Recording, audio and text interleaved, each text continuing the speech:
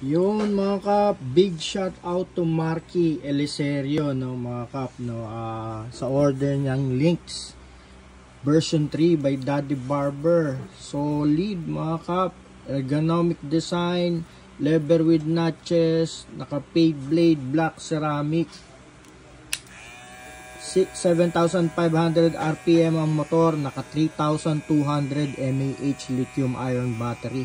Napakakunat ng battery nito mga kap.